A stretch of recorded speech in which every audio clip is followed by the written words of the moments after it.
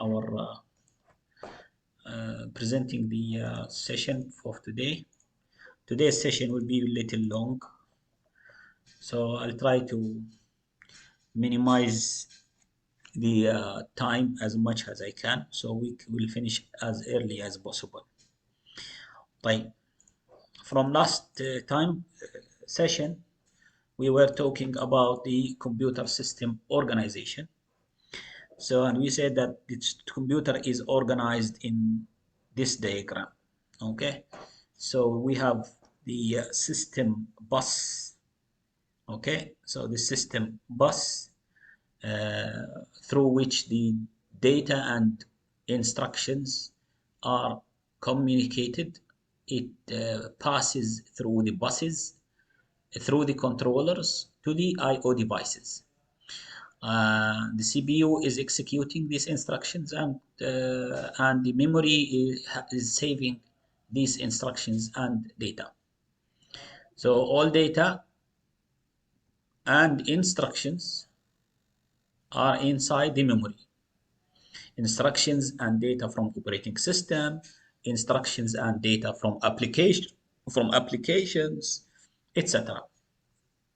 So this is how the computer system is organized.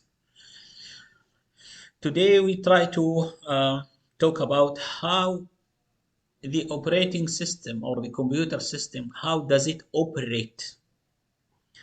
Okay, and we talked a little bit about it, and we said that there is an I/O devices and would like to communicate with the CPU.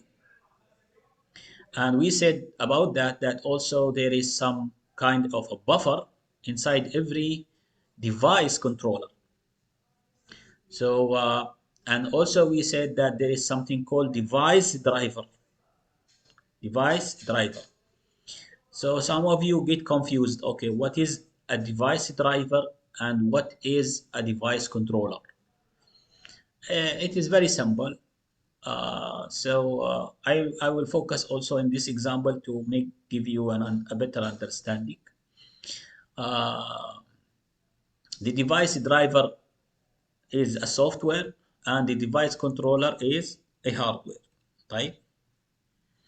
So we have the RAM or the memory.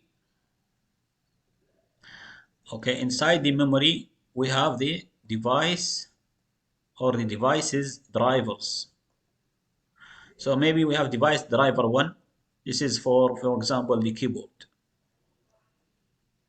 This is a software inside the RAM. Okay, and then we have the keyboard itself, and the keyboard is connected to the hardware, to the motherboard.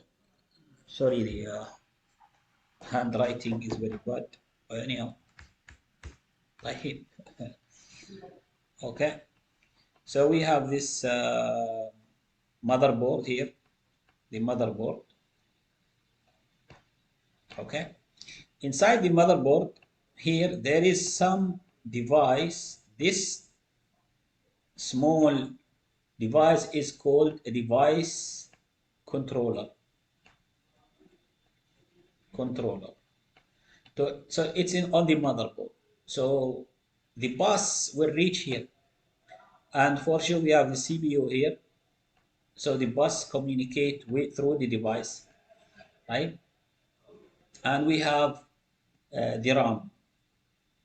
So you can look at it from different sides.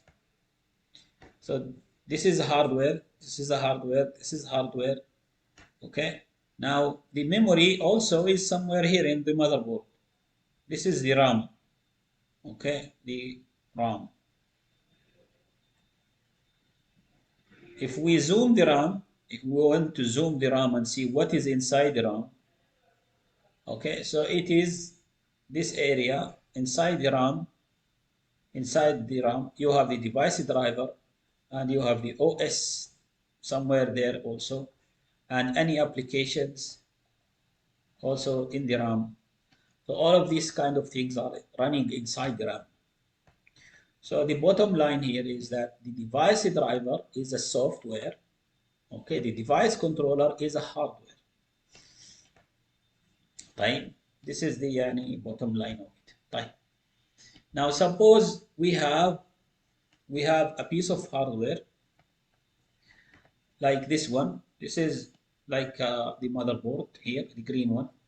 This is the motherboard, a motherboard of any system, okay, whatever the system is. And this is, for example, this blue area here, okay. We suppose that it is connected to some joystick, okay, whatever the joystick is, right? This is a joystick, and this joystick move when you press on it. It goes left, right, up and down, etc. Many buttons are there. So suppose you are playing a game, and when you press these buttons, there is some LED here, a green and red LED that goes on and off. It depends on how you use it. So this is a device, okay? And inside here on the hardware, this is a device controller here. This is a device controller. And there is a inside the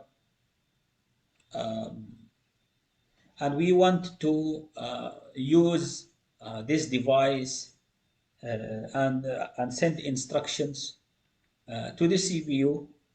The CPU will execute these instructions to turn on this green LED or turn off this green LED. As simple as that. Yani only on and off, green or red, whatever the color. Now, if you press on this device, when you click on it or you press on it, then you are sending a signal to the CPU to execute this. And then the CPU will respond. This is one way to do it.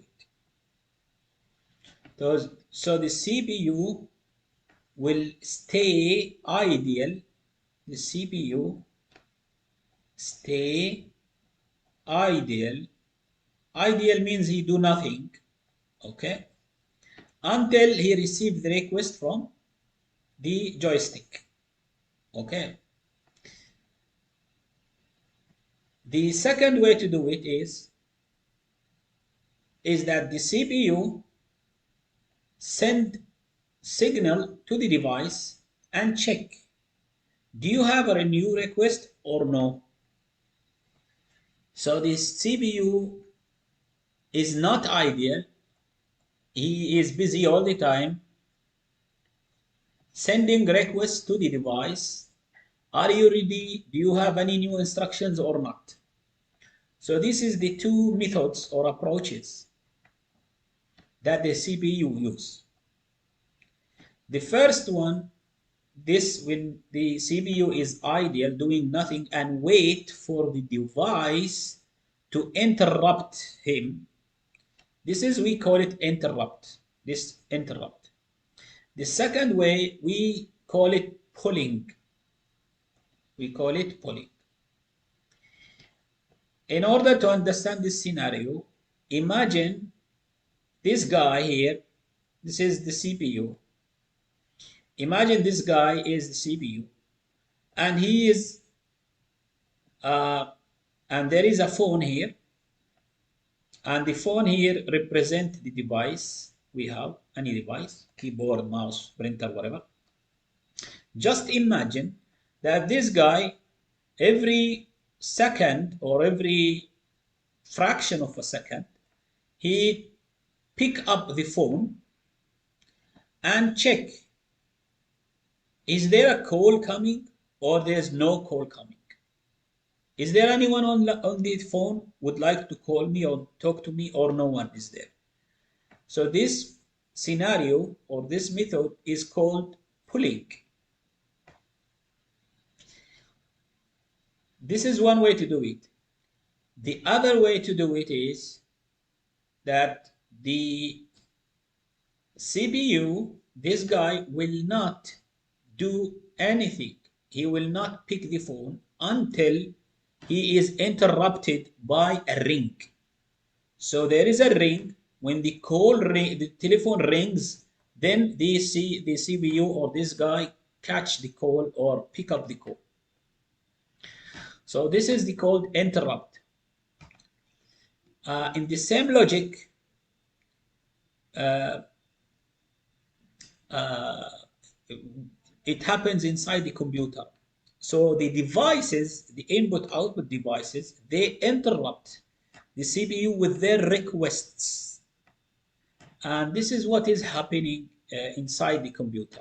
Now, if any one of you would like to have a deep understanding of what exactly happening inside the CPU and inside the computer, I recommend that you see this video, okay? Especially for those who are engineering students. Check this video to have a better understanding about the about this. So this is a specific يعني embedded system. This is a system يعني hardware, okay? And it's very useful for you to take a look and see how it goes يعني how it is running. So so this piece of code here, this piece of code for polling method. So it means I am busy all the time while one يعني I'm true or always true. The CPU is always running. The CPU is always reading the buttons from the device and check if it is pushed, okay, or not. Now, after he finish all this, it turn on the LED. This is the polling method program. So this is a simple code in C language to represent how you can program the CPU to run forever and wait for the push of the device. Okay, this is polling method. The other way or method, the other method here is the interrupt method. The interrupt handler is we create a specific function or method, we program it,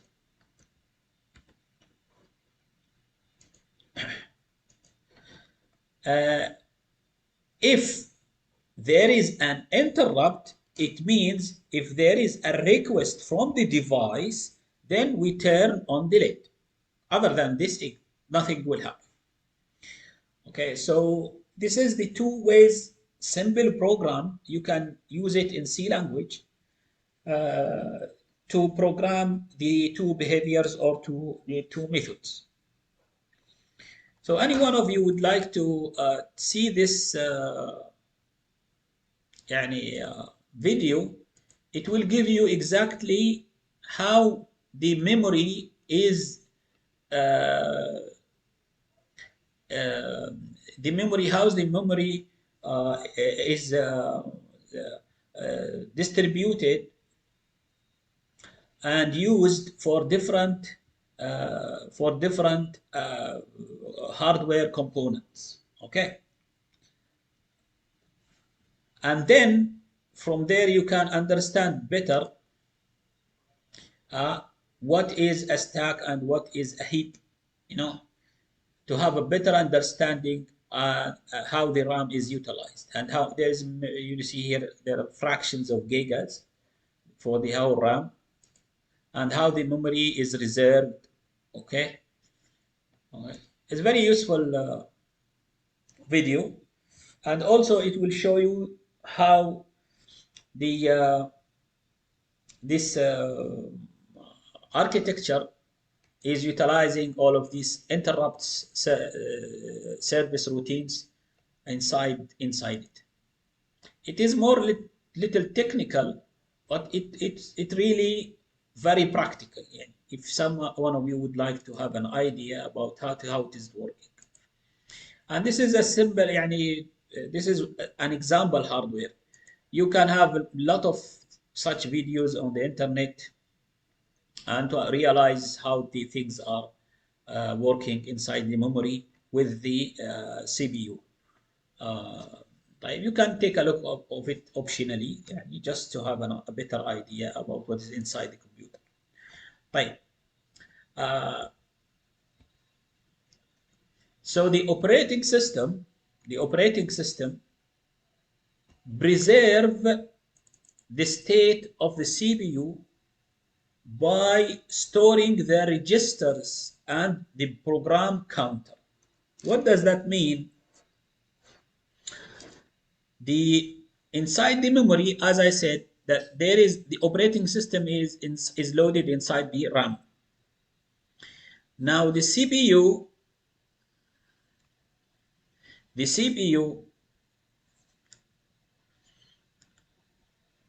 is running, and once there is an I/O input and output initiated by the devices, then what happens is there is an input or output or an error maybe. Okay, these are the three cases: input or output or error initiated by the input output device. So the CPU will receive this interrupt, يعني the input or output or the error, transfer control to the interrupt handler. So this is a software, the interrupt handler. It is part of the operating system. Then the interrupt handler processes the data and returns from the interrupt. He finished execution, this code, and he return or exit. After he finished, then the CPU resumes processing of interrupted task. He okay, finished, done, then he go back again to wait for another initiations from the I/O devices. And go on and on. Okay, any device that requests something from the CPU, all these steps happens as simple. Now, maybe in the CPU, okay, there is a lot of interrupts at the same time. So the CPU checks and try to execute and check for interrupts between instructions. يعني there is a check that is going to happen. Now, where is this data saved? Who is handling this data? Which data? It means, for example, who is requesting execution of the CPU? Maybe the keyboard, maybe the mouse, maybe the printer. Type the keyboard, what does it need? It does need input or output, or maybe there is error. The mouse, input or output, is there an error? Printer, is there an input request or output request, or there is error? So it depends. So the joystick also, as example, there is an input. We have pressed a button to go left or go right. The mouse, you can click on the mouse to indicate you are doing a click or double click. So this is input. The keyboard, you press A, B, C, or these all are input requests. So this data, which device, and what exactly it requests, we save it. It is saved and preserved in the memory through a small program called interrupt handler. This interrupt handler is part of the CPU, part of the operating system. Okay, this is what we mean by this. طيب. Here there is in this image, it's like something related to time. It's a timeline. So you can imagine time passes from here and going to the right. This is timeline. So through time, we have CPU and we have I/O device. So there is an I/O request by some device, maybe the keyboard, the mouse, etc. At this point of time,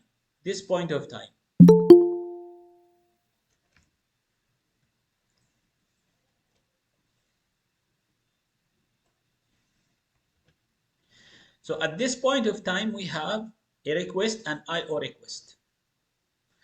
Once it is done through time here, once the transfer is done, okay, this request, so then there is an interrupt signaled. An interrupt is a signal. Maybe another interrupt, where another request will come after some time. Then also at some time the transfer is done and the interrupt is signaled. And then it is handled. So the operating system will take these requests from IO devices and send these requests to the CPU for execution or for processing.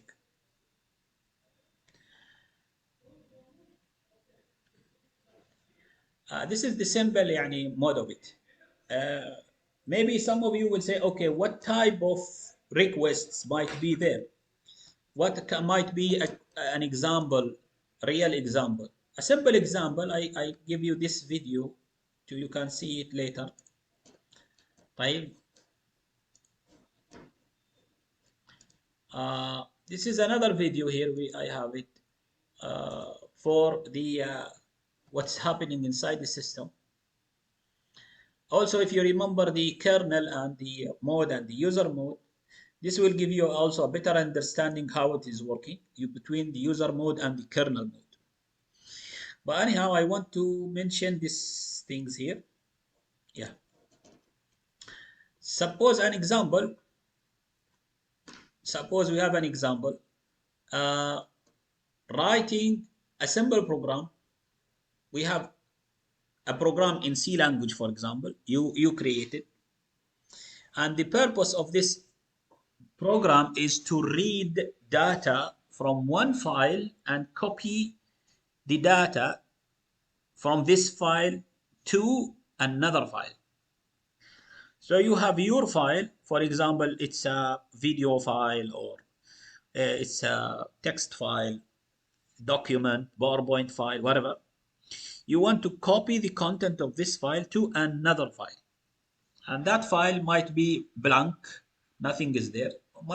Might you want to add the data to this file? Up to you. But anyhow, let's imagine it's a blank file and you want to transfer and copy the content from the file on the left to the file on the right. So this is the source file on your left and the destination file on your right. So what are the steps? How you do it if you write a program? If you have never did it, I recommend you try to do it because it gives you a better understanding how data is saved inside the hard disk. Maybe you didn't do it in 101, CS 101. If you didn't, maybe you should do it in 102 Java. If you didn't, better to do it at least in 204 data structure. If you have never did it in these three courses, I'm telling you, there's something missing. You should learn how to program the files inside the computer. But anyhow, this is the steps, simple steps. This first step, you acquire input file. You acquire the input file name. يعني we need to know which file. Okay. So we write prompt to screen and accept input. So what does that mean exactly? It means that the user, someone who will going to write to input that I need this file. I want to select this file. Maybe he selected by keyboard, maybe he selected by mouse, maybe he selected by writing in keyboard. He write file, for example, my file.txt. And then when you, so this step, acquiring the input file, it might happen in different ways. Might be selecting by mouse or we select it by keyboard. Anyhow, suppose you want to show this in the screen. So this is a write prompt to the screen. It will show on the screen. If it accepts the input, okay, the selected file is available. You are not selecting a file that does not exist, or the file maybe it is protected, you cannot access it. Whatever the case, but you have to accept the at the end accept the input, and if there is an error it might happen here. So these are the steps to select what the file, the source file name, you write in the screen, and then you accept. Now every step from these steps, it is related to a specific device. So maybe acquiring the input file, maybe you input the file name by keyboard. So if it is through the keyboard, then your device is the keyboard. The keyboard create an interrupt. So the operating system need to handle this. طيب, when we write onto screen, then the screen create an interrupt because you want to display something on the screen. You accept input, it means you accept the accessing of the source file. So this is the disk, right? When you access the disk, so these are devices. So all of these things, uh, these are devices related. Okay.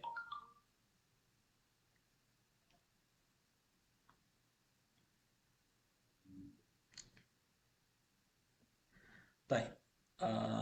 Just give me a minute. اللهم صل على سيدنا محمد.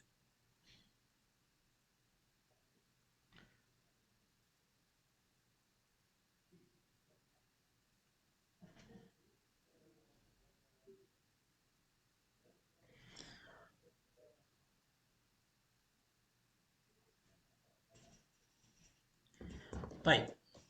Now these steps here, every step is related to a specific device.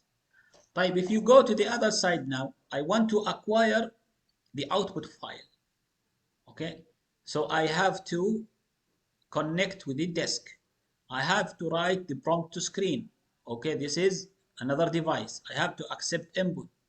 So every step from these steps, and you go on and on and on until you find many steps.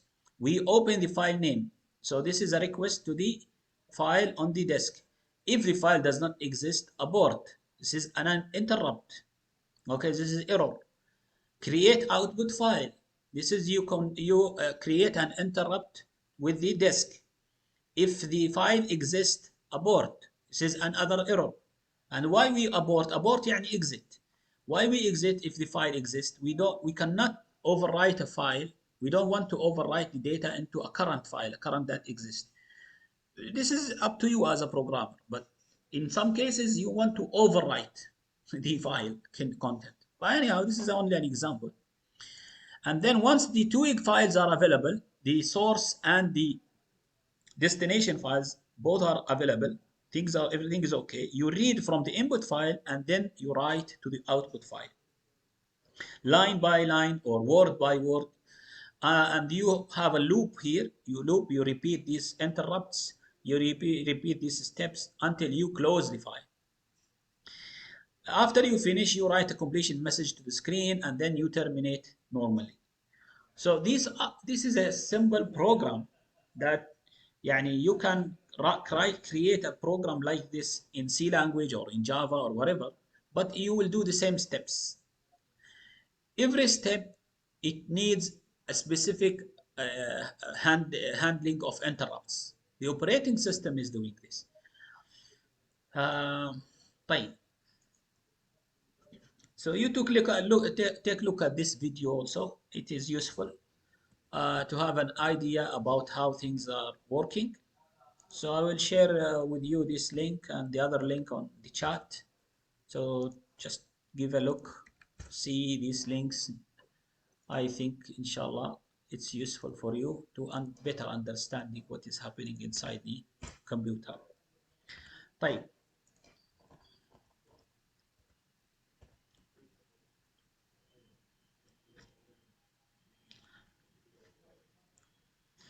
Now inside the operating system, we have the list of the interrupts is saved inside something called interrupt vector. It's only يعني listing. And then the interrupt service routine is a piece of code. That's it. It's a piece of code that make execution of the interrupts. Okay. طيب. So we say an operating system is interrupt driven. An operating system is interrupt driven. It means it is derived by interrupts. يعني the operating system respond to the requests of these devices and he handle these requests. كلمة handle, the word handle means يعني something like manage. He handles the state, he manage it يعني. طيب, I will skip this trap and exception things later, but I think most of you took Java, I think, so you understand what as an exception is, but I will talk about it later inshallah. طيب. Uh, in handling the input and output devices requests, okay, there are two methods. Either after the input output starts, control returns to user program only upon the IO completion. The other one is after IO starts, control returns to user program without waiting for IO completion. Okay. Suppose you have an application inside the memory and there is an input request or an output request comes. So the first method is the control return to user program only upon completion. Once the input or output is completed, then the control goes back to the user program. Here, no. The control returns to program without waiting for IO completion. So this is two methods are there in handling, and it depends on the application. This is more يعني details about it, but I want here to focus on something like what is a system call. A system call, it's a request to the operating system to allow user to wait for IO completion. Okay, this is a system, we call it a system call. In the other example I show you here, these are all of them are system calls. Acquire input file, this is a system call. Write prompt to screen, a system call. Accept input is a system call. Every one of them, it is a system call. And why we say it's a system call? Because this request, this is an input output device request. All these input output device requests, all of them, they need respond from the operating system and from the CPU. They need action. So this is why we call it system call. Right? Okay. Now every entry, each IO device, its type, address, and state, this is the data, we save it inside a table. Okay, and this table is called device status table. This is how the operating system is doing it. Okay, the operating system is creating a table where it saves the devices, what is the device, what is its type, what is its address, and what is the state. And these devices are indexed. يعني there is indexes. It means a memory address for every one of it, so that it's easy for operating system to access. طيب. Maybe the interrupts may require some يعني changes, or maybe the interrupts are rejected, maybe you never know. طيب, this is a small يعني small illustration that show how things are working between the memory, the CPU, and the I/O devices. Here the device star M, يعني we have many input output devices, printer, okay, mouse, etc. And we have CPU star N. It means we have CPU 1, maybe we have CPU 1, maybe have CPU 2, up to CPU N. يعني we might have like 32,000 CPUs. Huh? Many CPUs, not only one CPU. And then this many devices, they have interrupt, data, or I/O requests. So their requests, the device I/O request, and it go send data to the CPU or send interrupt to the CPU. How the devices sending and communicating to the CPU, it's not from their head. They don't communicate with the CPU without any instructions. So these instructions and the data for these instructions are inside the memory. And the OS here is playing this game, is doing everything, so that these devices has DMA. What does DMA? It means direct memory access. So the devices, they access the memory, but not anywhere. No, inside their allocated memory location. يعني if you remember, there's something called device driver. Device driver 1, device driver 2, device driver N, etc. or M. Many device drivers for every I/O device you have. All of it inside the memory along with the operating system. Right? So this is how يعني a simple way to show how modern computer work.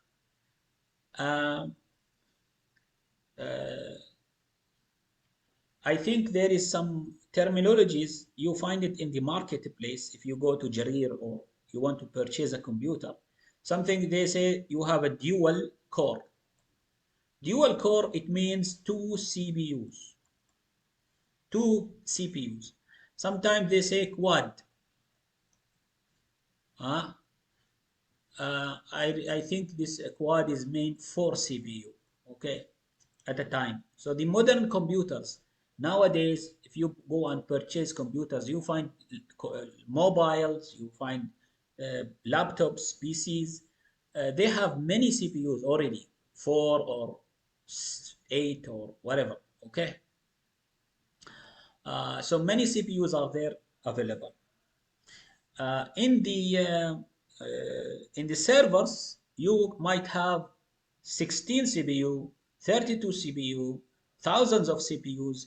If you are working not for a PC, you are working for a server computer or a data center.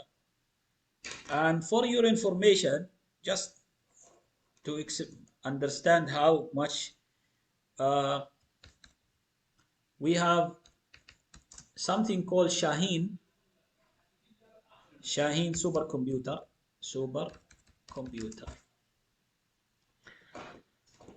This Shaheen supercomputer, okay, this Shaheen is one of the fastest computers in the world, okay.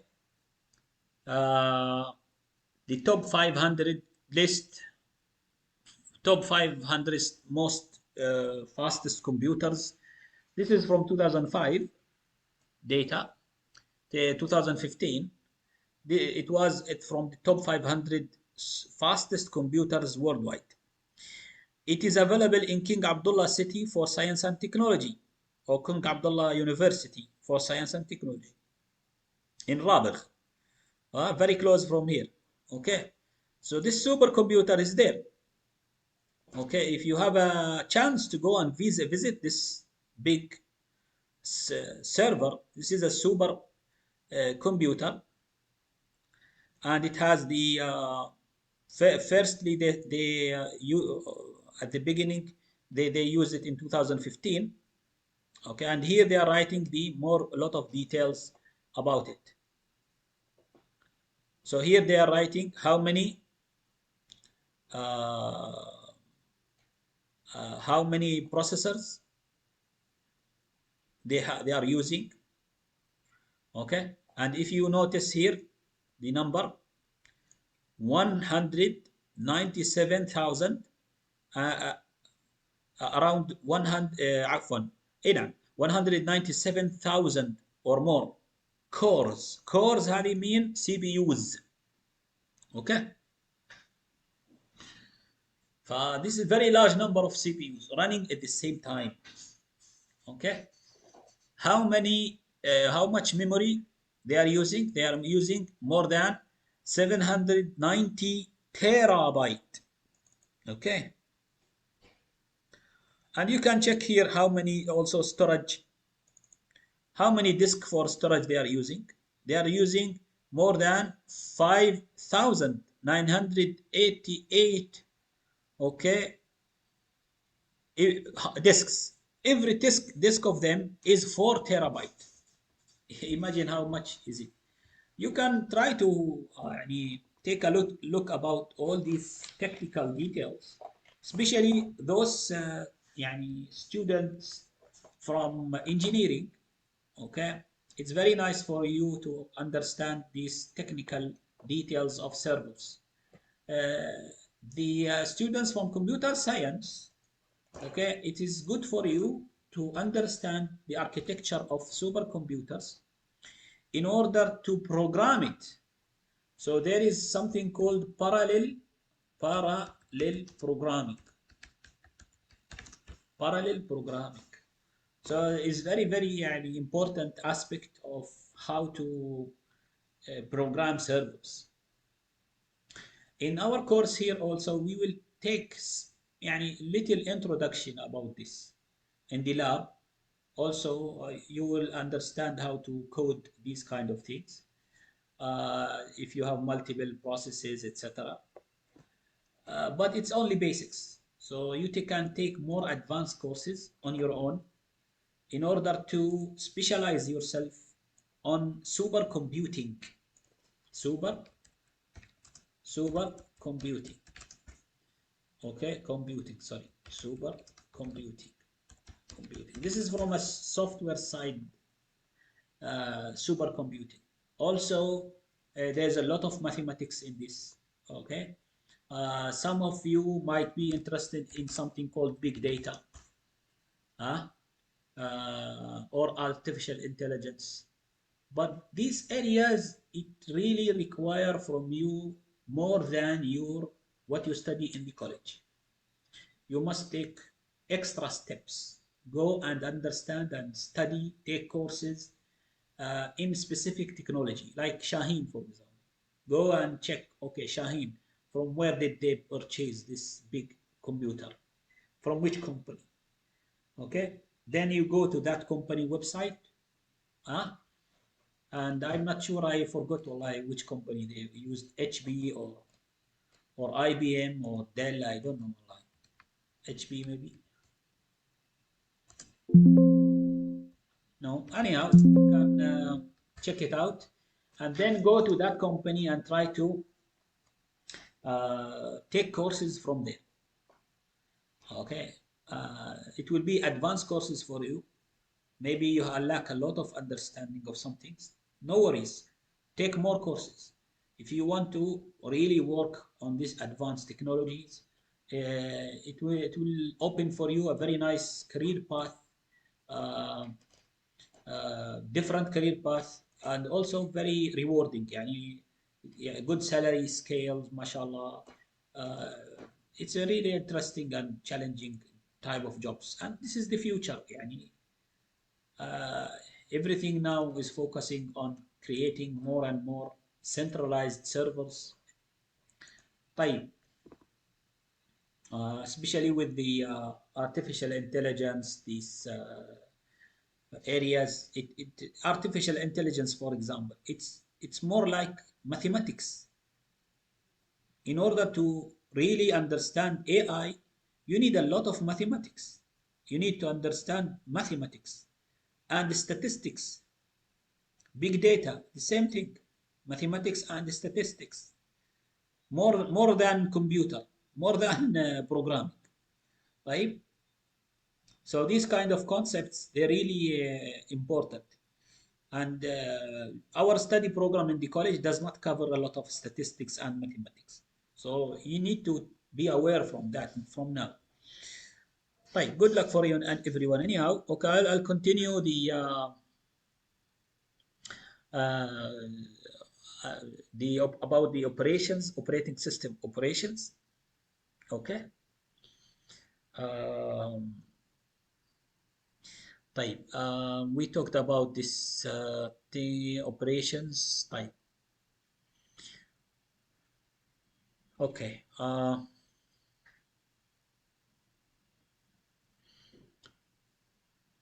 Okay. We have something called now multi-programming and multitasking. Okay, we have two things: multi-programming and multitasking. Now, the operating system uh, might have a single user using the computer, but the single user who's using this computer cannot always keep the CPU and the I/O devices busy. One user at a time.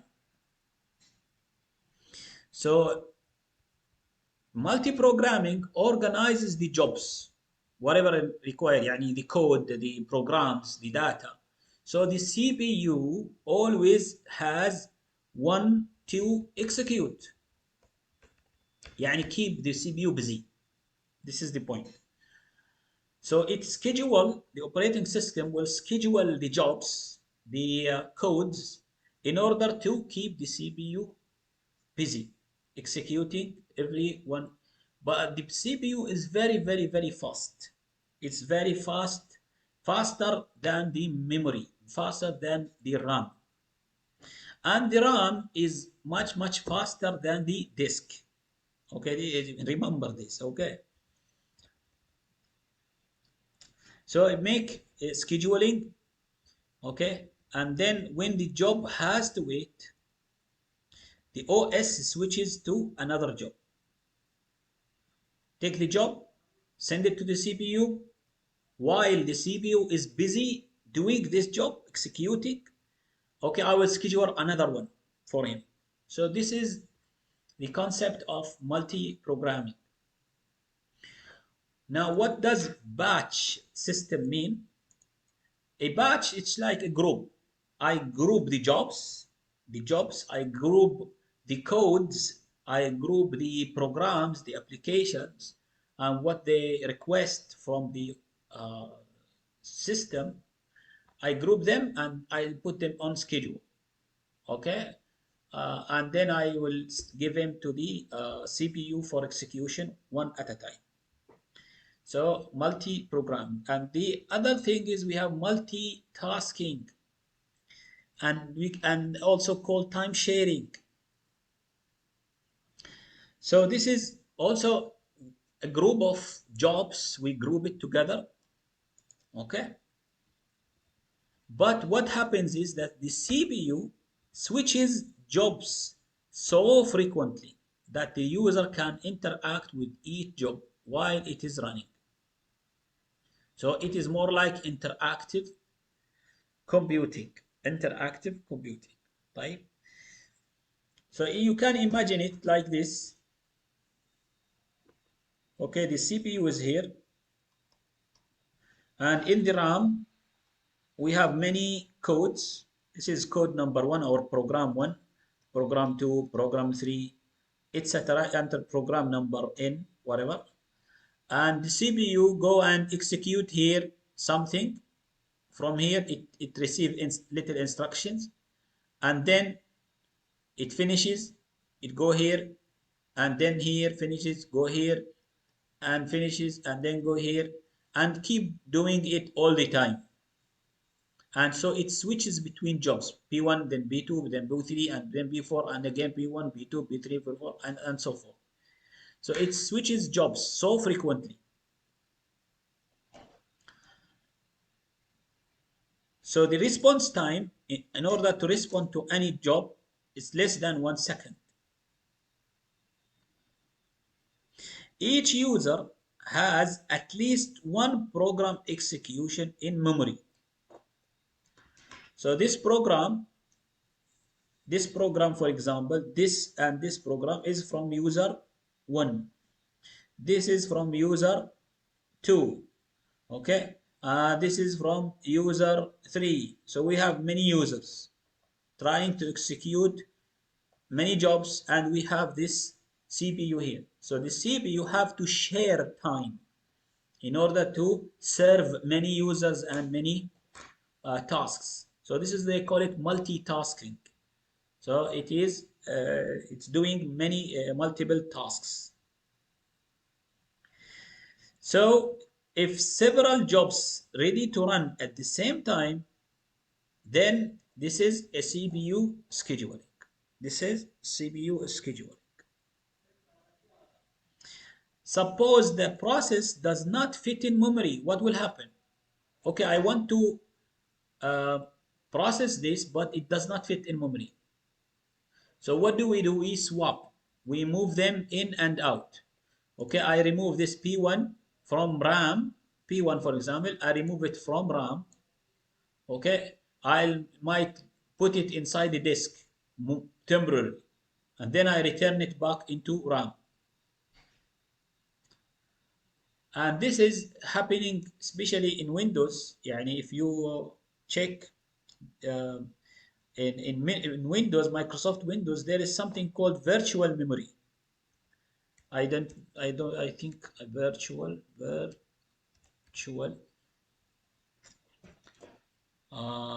maybe this one. Inshallah, I'll try to find it out. طيب أنا I forgot والله دي from where to bring it.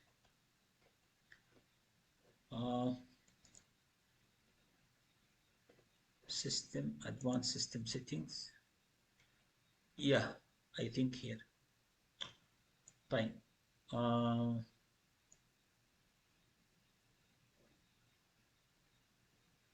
settings. No. Where for memory? Yeah, this one. Okay. You see here in the properties, we have performance, visual effects, processor scheduling, memory usage, and virtual memory. Virtual memory. So you can go here to advanced, and here you can change the virtual memory. So this is where the computer is doing swapping. So if there is a program in memory, it does not fit. The CPU cannot find enough memory to execute it inside the RAM. Or maybe this job is not a priority and we don't want to execute it now. So they temporarily use a virtual memory inside the hard disk. So in Windows here in my computer, they are saving 13 giga, 13,000 mega, يعني 13 giga inside my computer, on side C. Okay? And you can change it. So there is a file here, a managed, they call it page file. This file where you swap between RAM and hard disk, this is called a page file in Windows. And this file maybe you cannot see it in C, but I don't know. I'm trying. Maybe I can see it here. I don't know. No. Try to view hidden files. Show hidden items. Nothing is there. No, I cannot see it. Okay, maybe like this. No, I cannot see it now. Okay, but the Windows is saving. If there's a file in Windows, maybe they is trying to protect the system. This is why it doesn't show here. Okay, CMD. But there is a system, there is a file inside C, dir star dot uh, slash s slash h. Now,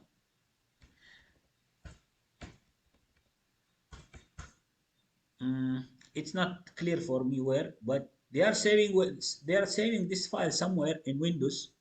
Maybe this Windows 11 trying to hide this file somewhere. But anyhow, they are all now in my system.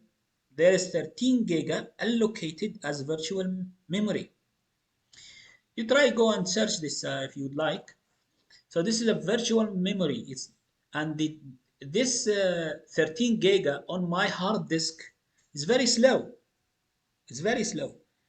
Now uh, the operating system take from the memory, the RAM, some data and some programs and swap it as required. Change it, maybe move it into the hard disk for some time and then return it to the memory and so forth. So you can see these things inside Windows. Also, the same concept applies in some other operating systems, Linux, Unix, etc. So especially if the processes does not fit in memory. Right.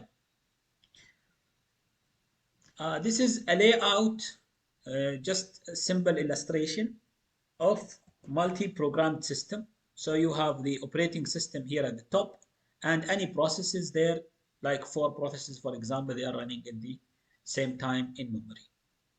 Right. In operating system, we have something called dual mode operating. Dual mode operating. As I told you before from last class, we have the kernel mode and the user mode. So this mode is يعني saved somewhere in the system so that the operating system will know in which mode we are operating, either in the user mode or we are operating in the kernel mode. So this is called the mode bit. So it's a saved, we save it in order to distinguish and switch operation of the hardware, right? Either to the user mode or the kernel mode, right? And you saw this in the last time videos, if you remember this, right? This is another example of how the user mode bit, the mode bit is changed to 1 to say, okay, we are the user mode, or it's switched to 0 to say it's in the kernel mode. Okay. So this is a simple illustration. So if you go through this illustration here, just quick understanding for those who yet are not understanding this. User process executing. So there is a process need to be executed on the system. Now this process, it triggers a system call, calls a system call. Okay. A system call, it means you need to access the hardware. Okay. Now, while you are here in this area, you are not allowed to access hardware. But Suppose the keyboard, the mouse, whatever, you need to access the hardware. So this is a program running or application or whatever, a utility, yeah, and it needs to access the hardware. So what happens is they move it by switching the bit from 1 to 0. So the mode bit is changed to 0. Once it is changed to 0, this system call is moved here into the kernel mode. The system call is moved to the kernel mode so that it can be executed. It is authorized to access the hardware. Maybe he want to access a memory location, he want to access the printer, whatever is the need. So they move this application or the code here, the program, it is moved to the kernel mode so that it is allowed to access the hardware. Temporarily, not always, just to finish the system code, to finish the job. Once it is finished, then the bit mode or the mode bit it is switched to 1 after it finishes.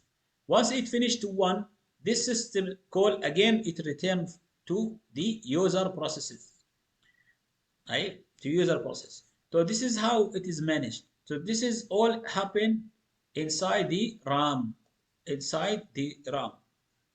Okay. If you remember the example I showed you a few minutes ago, this one. Every one of these steps is a system call. If you write your program and you want to access a hard disk, you want to access the memory, you want to access the keyboard, you want to access the screen, every time you want to access something, a system call is required. So the operating system will prepare the system call for you.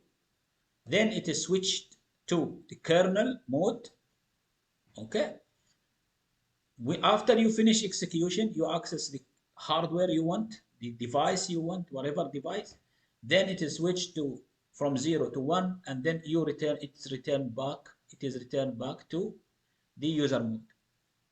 So in this way, the operating system is protecting the kernel, protecting the core files and the core program of the operating system. It should not stop. The kernel it should always run without any errors. It should always run smoothly. Doesn't crash. Doesn't stop. Okay.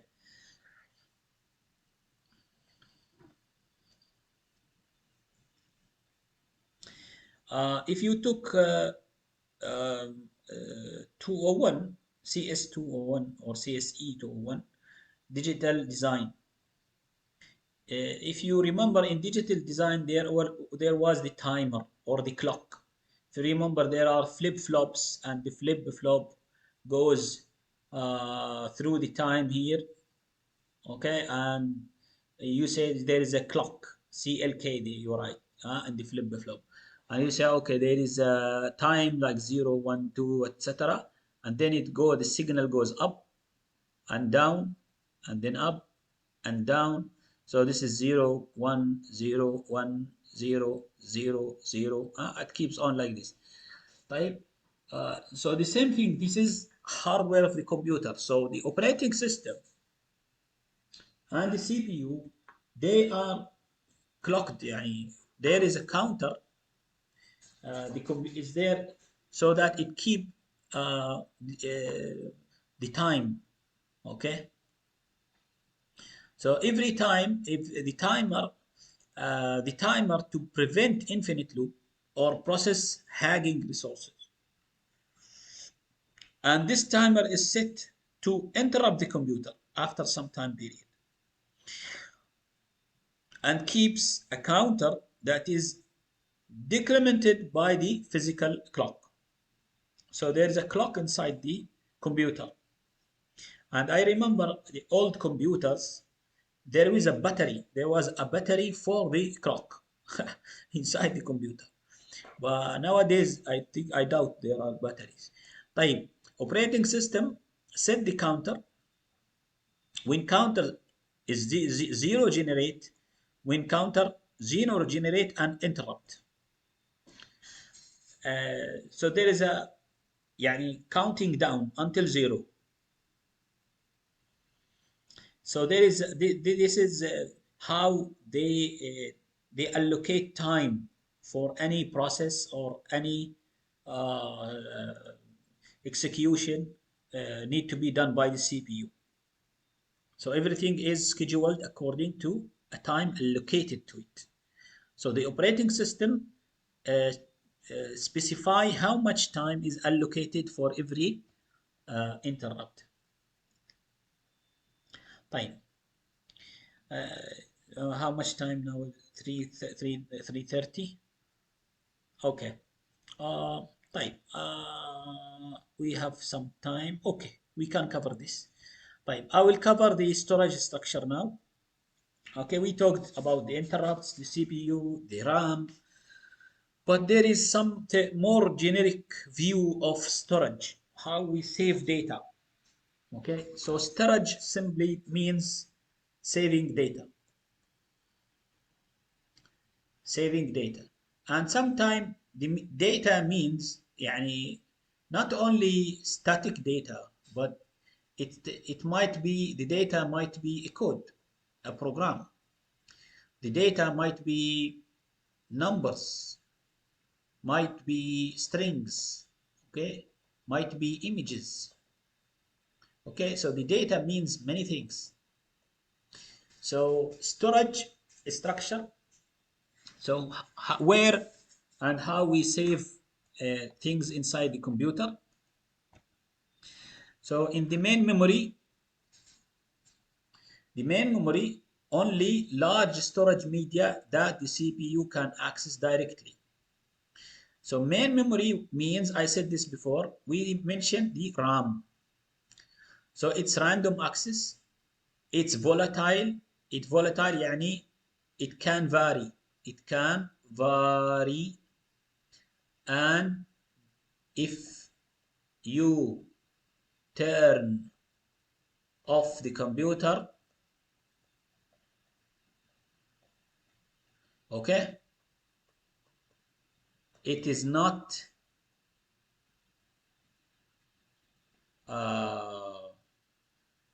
شو اسمه, it disappear. Okay, it disappear from, it disappear خلاص. يعني الرام خلاص, once you turn off the computer, nothing in the RAM, nothing is there. Typically random access memory in the form of dynamic random access memory, and there is another يعني term they call it DRAM, dynamic random access memory. طيب, so there is a RAM and DRAM. Usually, as far as I know, modern computers usually they use something like the DRAM. Now this is called the main memory. Sometimes they call it primary memory. Okay, primary memory. And then the secondary storage or the secondary memory. Okay, it is an extension. It is non-volatile. Non-volatile. If you save on the hard disk, you turn off the computer, everything stay on the hard disk. It provides large non-volatile storage capacity. Usually the hard disk is larger than the RAM. Okay. So these are two يعني storage يعني types. And also we have the hard disk drive.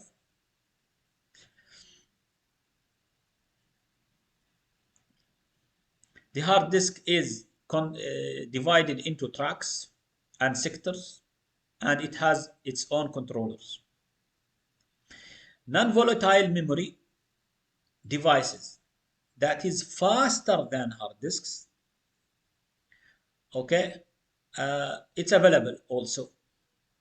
Like we have the, I think SSD, they call it, small chips like this. Maybe the flash memory.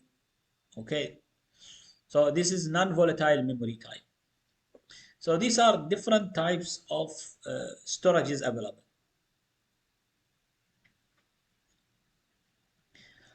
طيب uh, here this slide, it's like just to remember that 0 or 1 we call it a bit.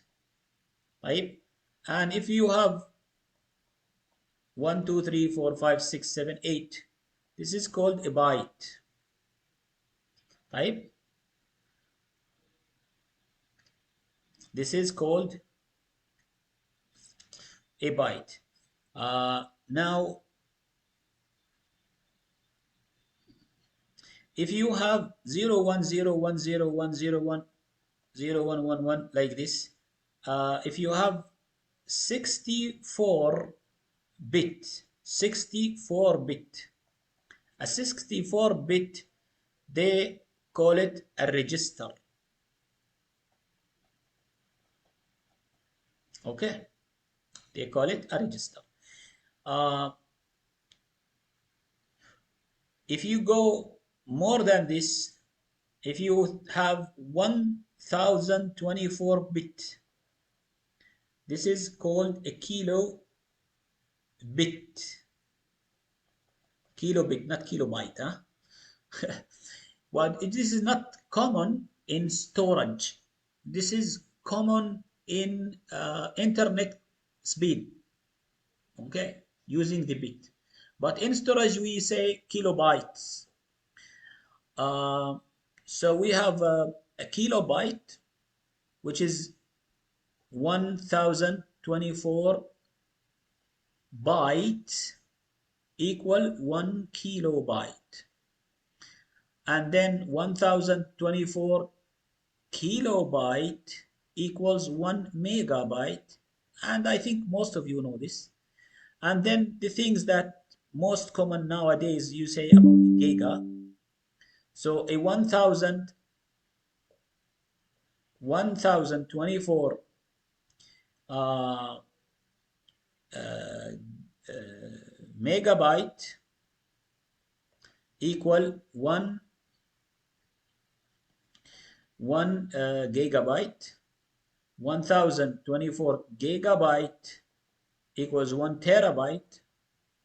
Okay, and after that we have here something called the petabyte, BB, which is 1024 to the power 5 bytes. And there is an exa, I think there's some called exabyte. Anyhow, there's a lot of terminology. Uh,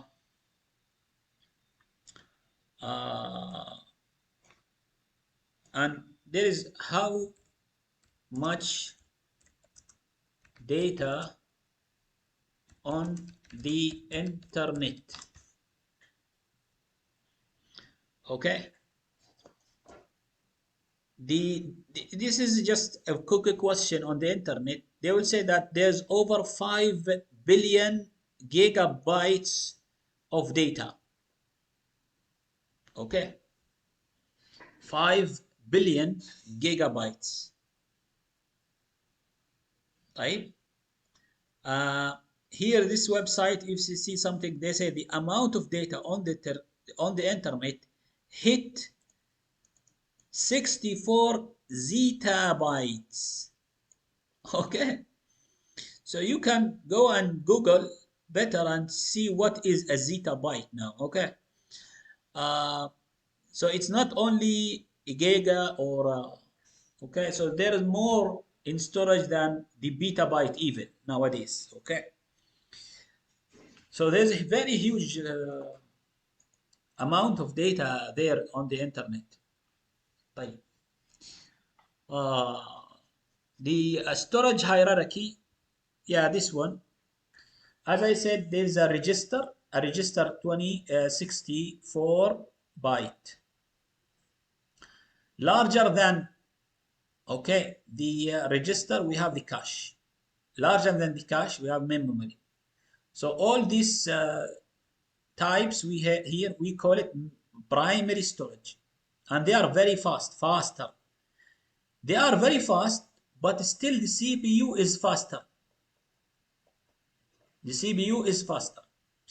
From this here, also the register, the cache, the main memory, they are smaller. طيب they are smaller in storage capacity and they are faster in access time. You can access it very quick. The other type of this is primary storage number one. Number two, we have secondary storage. And number three, we have tertiary storage. طيب. So in our in non-volatile memory, non-volatile memory, so we can remember the اللهم صل محمد flash مثلا flash disk. Okay, hard disk, it's known. If you have tertiary storage, which is larger, maybe you can have the optical disks and the magnetic tapes. It can save more and more, but it's very slow also. This is slower and slower. So this is a hierarchy of the storage devices in a computer, and the operating system need to have the capability to manage all of this type of memory. Okay, and here, for example, this is a magnetic tape. It requires a device driver and optical device. Also, there is a device driver of it, and here there is a device driver of it. Every one of it has a device driver.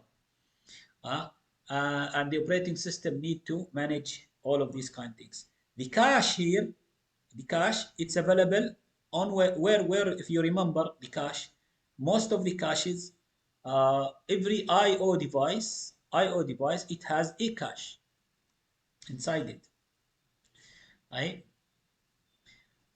So anyhow, this kind of overview here, you can review the differences between every type of memory. Inshallah, I will try to stop here for today. Enough for today. I know I talked a lot and there's a quite good number of data, of information. Hope inshallah you have no much questions. I will send you the attendance list, the attendance link now, inshallah. Fill in the attendance link. If you have any difficulties in the course, questions, concerns, write it down inside the form. I will stop sharing and I will send you the link in the chat. Please record your attendance. Don't forget to do this now.